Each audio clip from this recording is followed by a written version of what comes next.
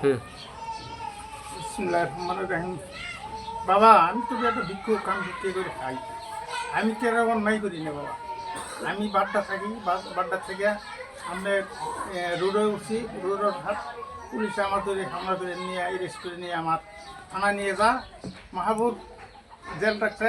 এই জেল আমি কয়েকদিন জেল খাচ্ছি, খালি বিনিয়োগ হতে আমার জেল হয়েছি।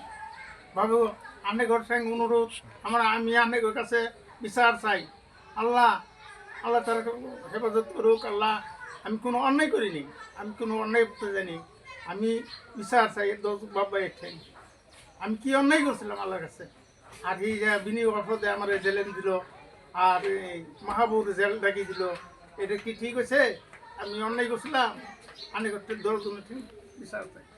আপনাদের কাছে সাংবাদিক ভাইরা এবং প্রশাসনের ভাইরা আপনাদের কাছে বিচার চাইল, এবং দেশনায়ক তারেক রহমান তারুণদের অহংকার কিন্তু দীর্ঘদিন প্রবাসী থেকে বাংলাদেশে আসছে।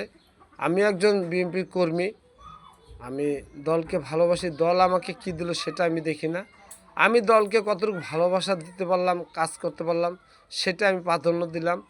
কিন্তু আশা করি আমার এই কথাটা এবং এই ভিক্ষুক চাচার কথাটা আপনারা যদি ভালো মনে করেন, তাহলে আপনারা যেভাবে সহযোগিতা করা দরকার ঠিক ভিডিওটা যাতে তার হাতে পৌঁছায় সেই ব্যবস্থা করবেন।